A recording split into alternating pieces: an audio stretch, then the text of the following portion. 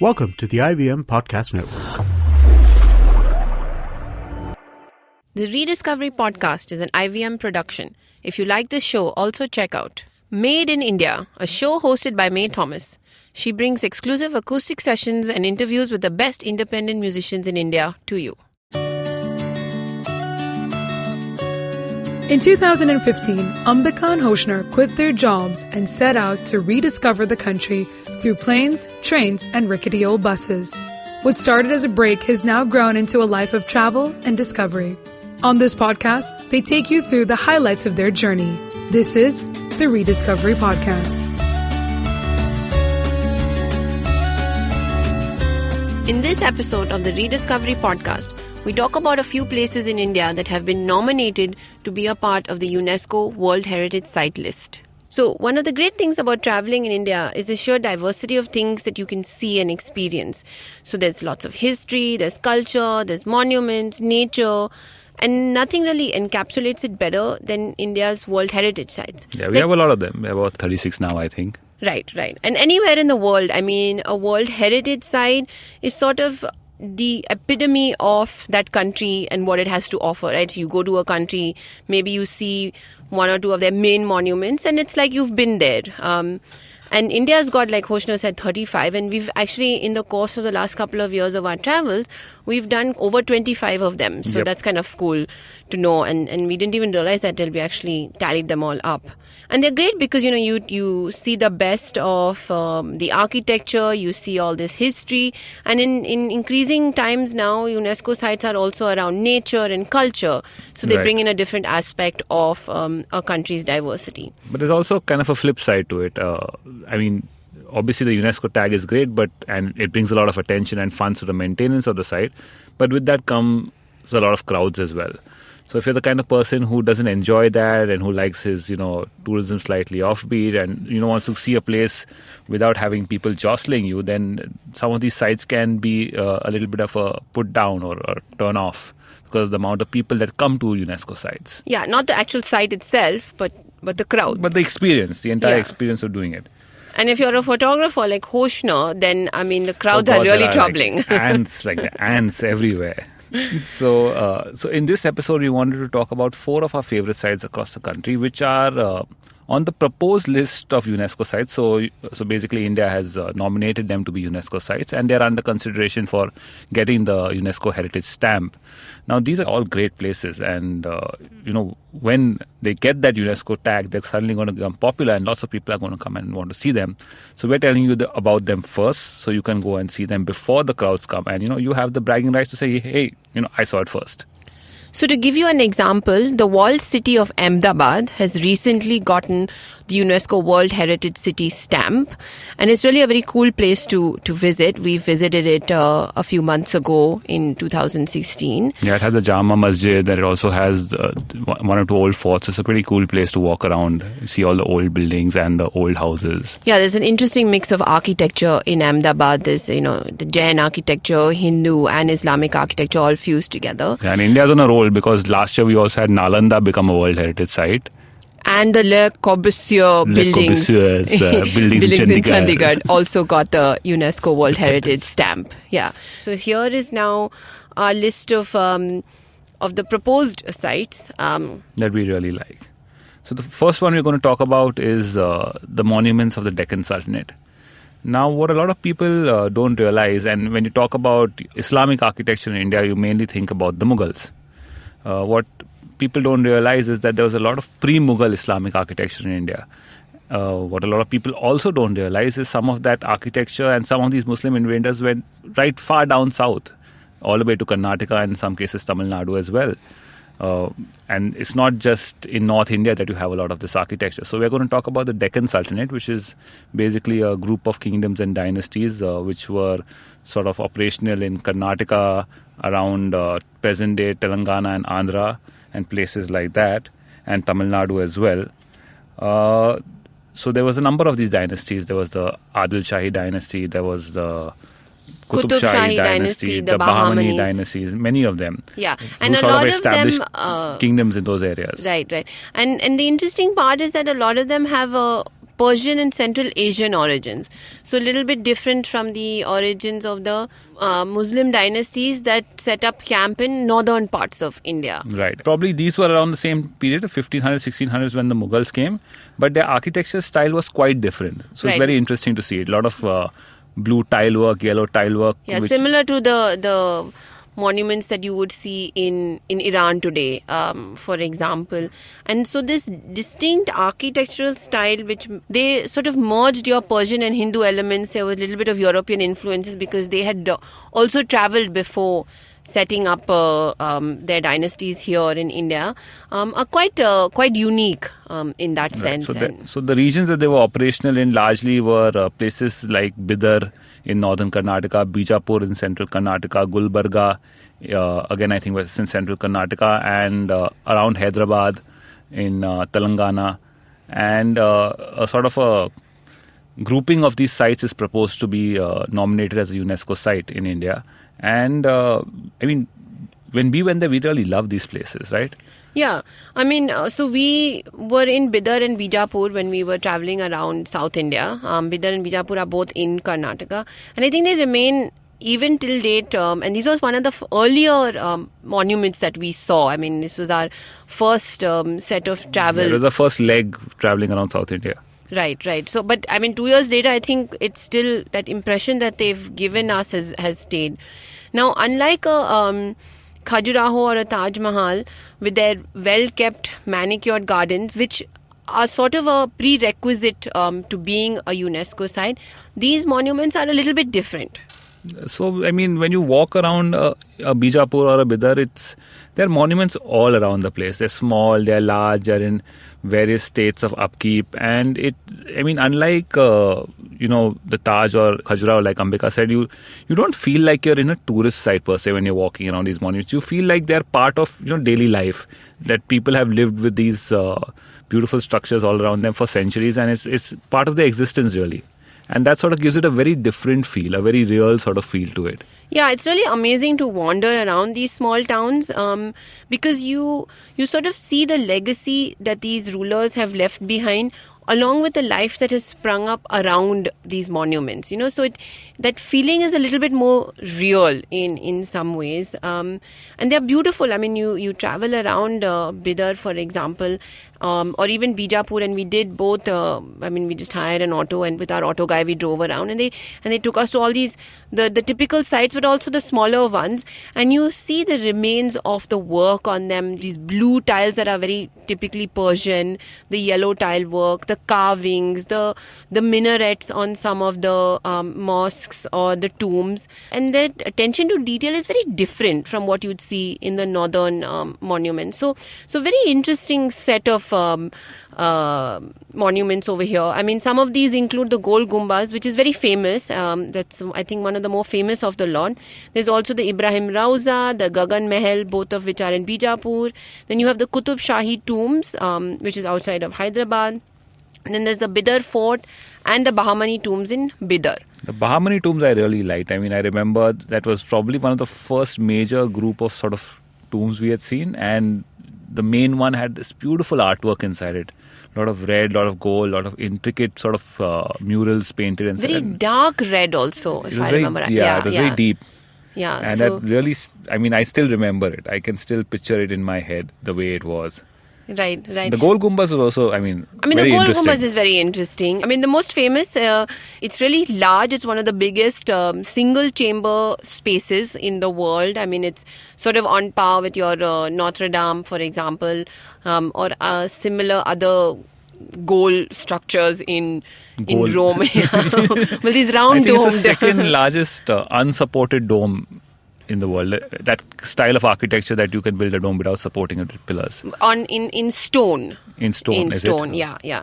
And this one is, it is big. It's 1,700 meters square. So that is quite big.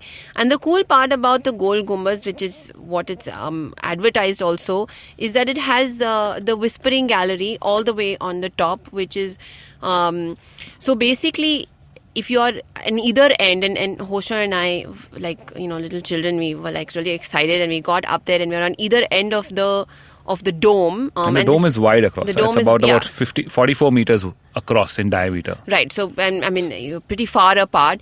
And we spoke to each other against the wall in a very normal volume. I mean, you The didn't way have we're to talking shout. right yeah, now. like the way you're talking, that you'd have a conversation with someone who's 2 feet away from you, and we could hear each other really clearly. So that was super exciting because, I mean, you think of the architecture and the engineering around something like this. Yeah, it was. I mean, it was super fun. except that the people that don't really who were there didn't really appreciate that, I think, because rather than there were talking the- at regular volume and understanding what it's about, there was a lot of screeching and screaming, and the reverberations of that, it was like It's like the House of Horrors. It was like it was like being in this crazy place until you stopped them and said, "Boss, why don't you try this instead?" Yeah, and, there was a group of kids, they didn't really understand, but I think once their teacher or whoever was the shepherd of that group of kids came and explained to them, and then they saw what we were doing, then it sort of struck them that, oh yeah, this is something. And I remember seeing way the better. shock on their face when they realized that, "Boss, you can hear this guy right across," and it wasn't close. So it Yeah, was and you quite don't something. have to shout, though of course then you have everybody who wants to clap because it apparently echoes more than 10 times each time you clap. So that's freaky but kind of cool also It's in cool a way. to sort of sing in there because it's like it makes you sound really good. The Yeah, acoustics that it of the does. place are That damn it good. does. And neither of us are good singers, so we were kind of excited. I think the other thing we really liked was the Bidar Fort. It's the second longest fort in the country, and it's really imposing. I mean, there's 3 levels of moats. You sort of go over these bridges to get to the fort, and the fort is completely under restoration, so you can't really see very much. But just the outside of getting in through these like massive gates, and then you see the moat down, which is now overrun with shrubs and all. You kind of imagine that, okay, a few people have definitely been chucked to their deaths in those All right, moats.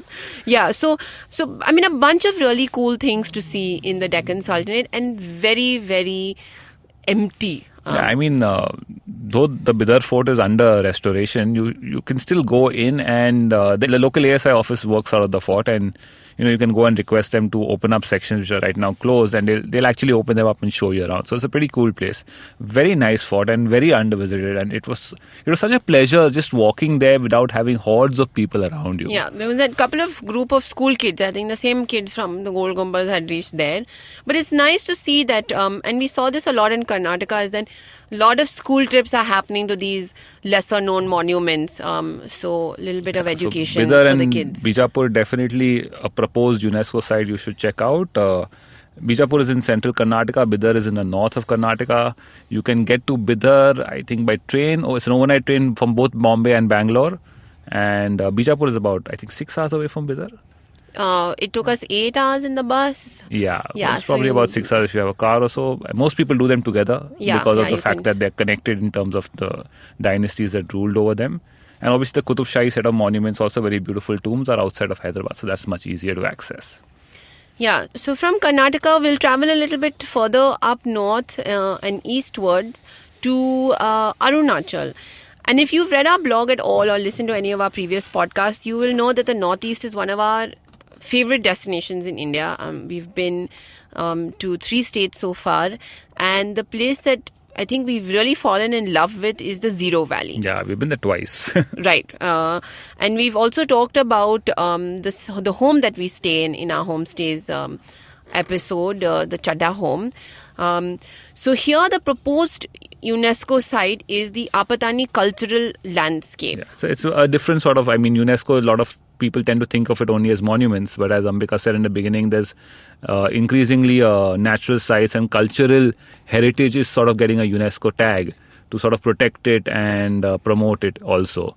So the entire Apatani cultural landscape is proposed to be a UNESCO site in Zero in Arunachal Pradesh. Yeah, which is really cool. I mean, we're really rooting for it to get that tag of a UNESCO World Heritage site.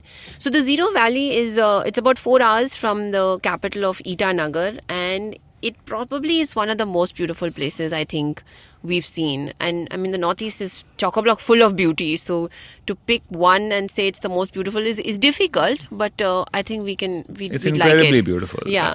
And it's also famous now because the Zero Festival of Music is held there every year in September, but that we'll talk about in an upcoming podcast. So stay tuned for that.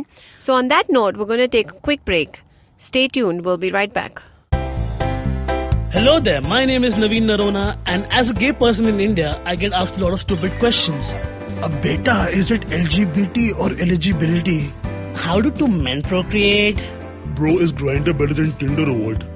We answer all these questions and much more on my podcast, Keeping It Queer, where I talk to individuals from the LGBT community in India and learn about their personal stories. Catch all the episodes on the IVM podcast app or any other podcasting app you like. Till then, keep it queer.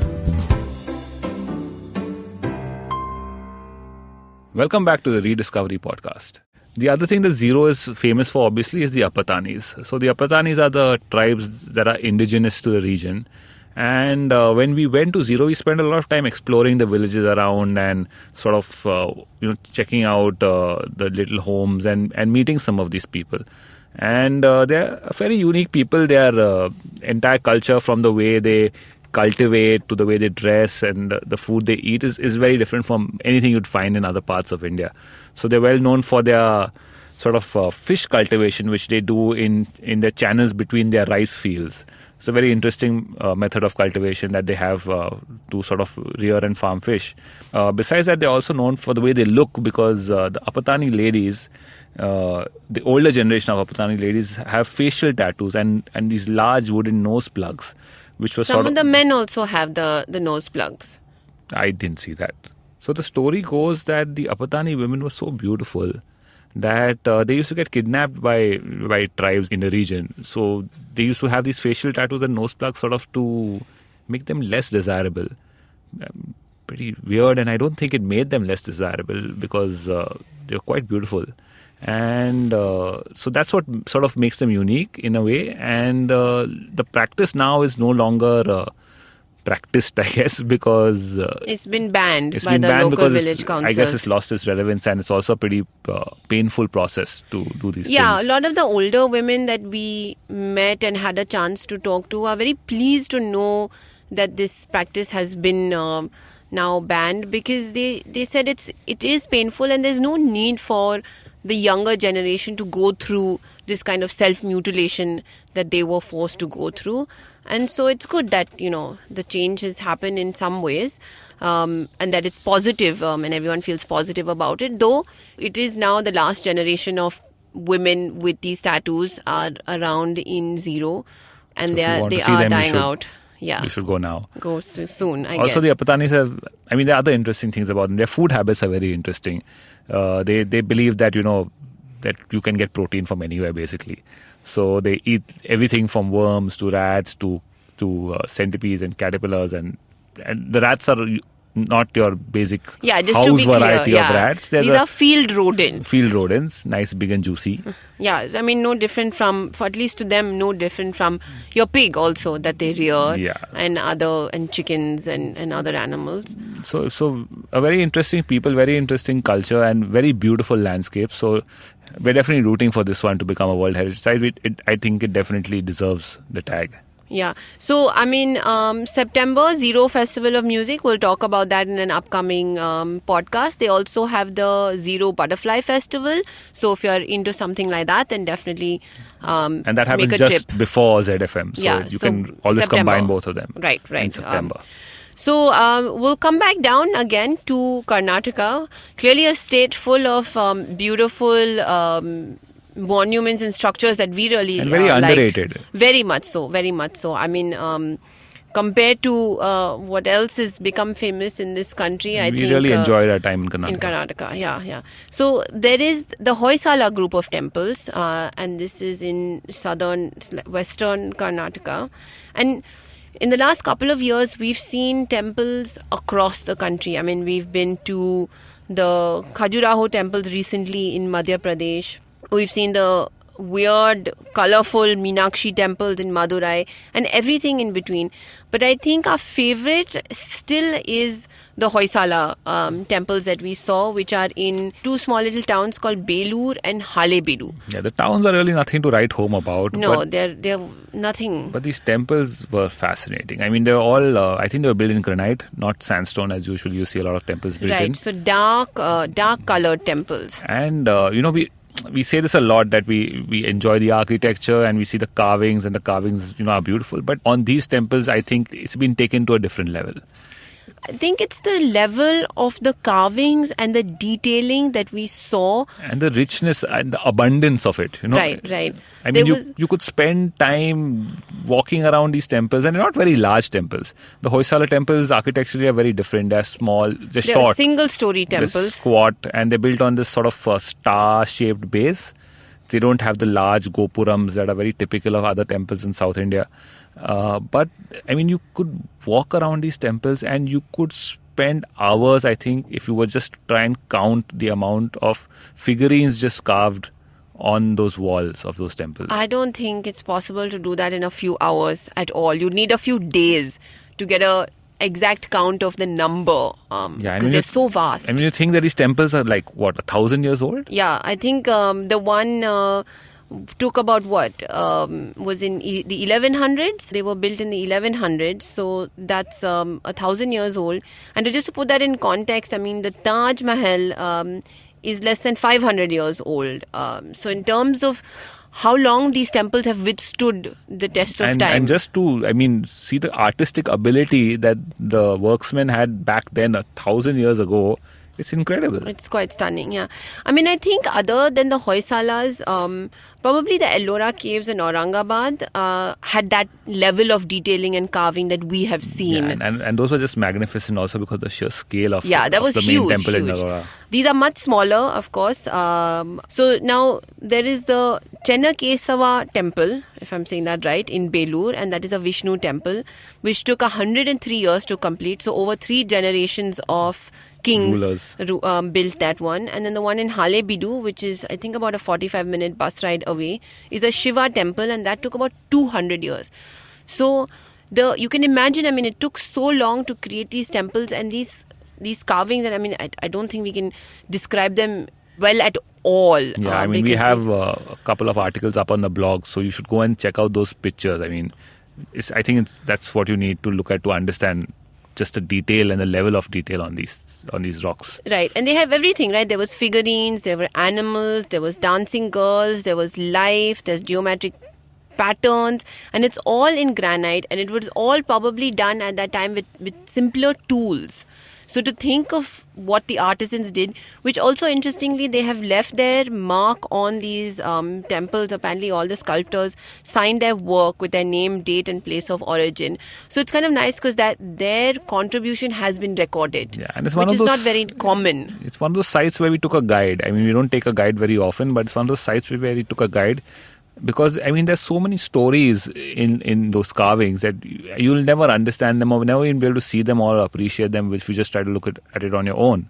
Right. And I think that's sort of become the benchmark for us for temple architecture in India in terms of is it better than Belur and Halebidu? And the answer is almost usually Always no. Yeah. Which is, I guess, funny. Or it's strange because, I mean, there are stunning temples in other parts of India, but having seen these first, I think they sort of became for us the base. Yeah, and again, very underrated, very undervisited.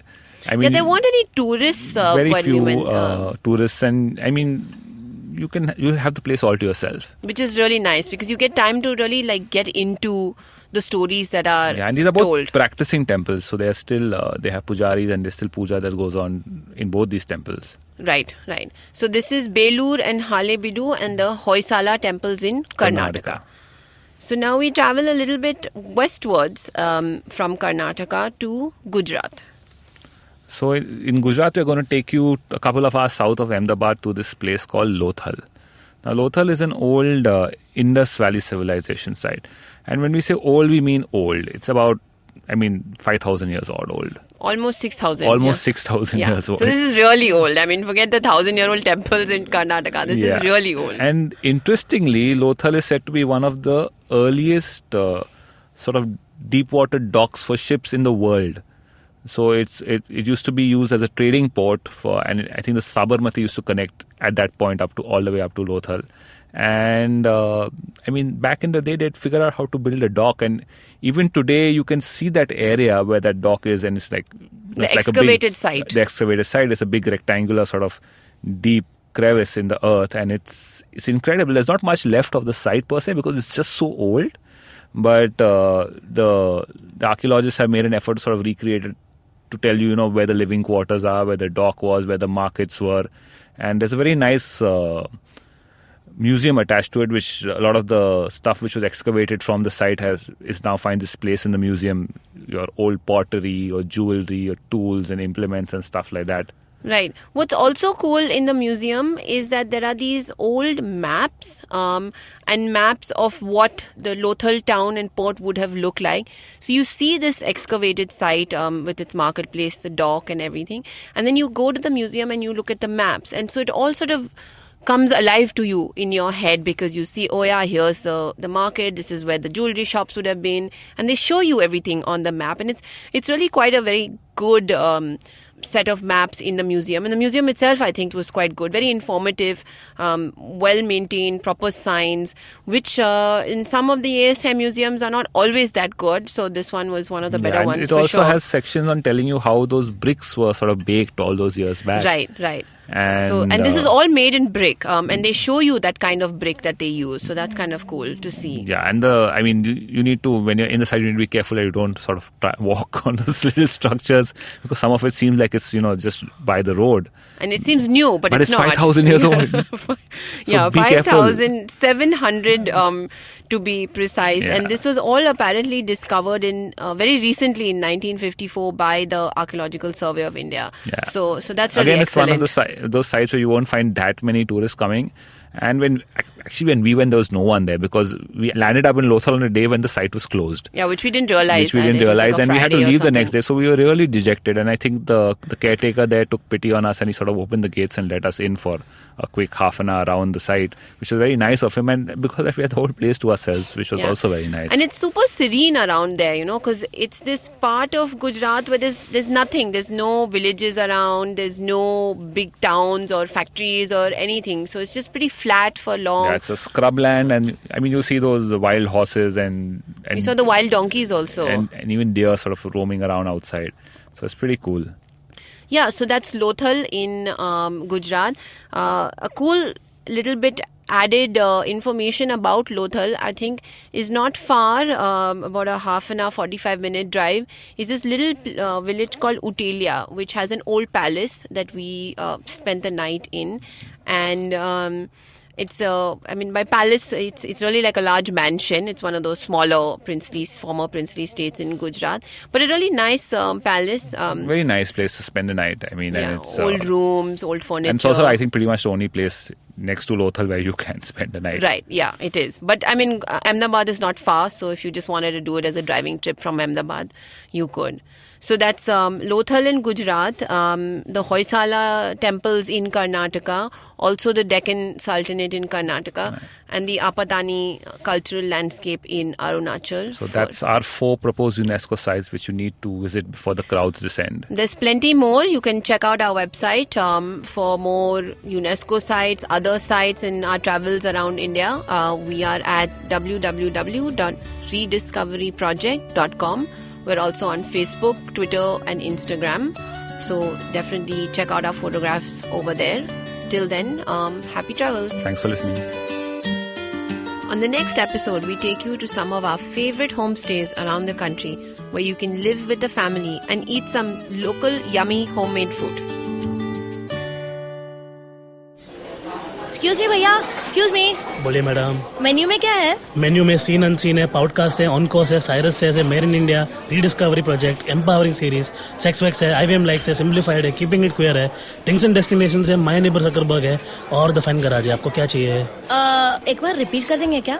Repeat नहीं करता हम. आप जाओ IVMpodcast.com पे और सुनो ये सब, या फिर डाउनलोड करो उनका ऐप, सब आपकी उंगलियों पे.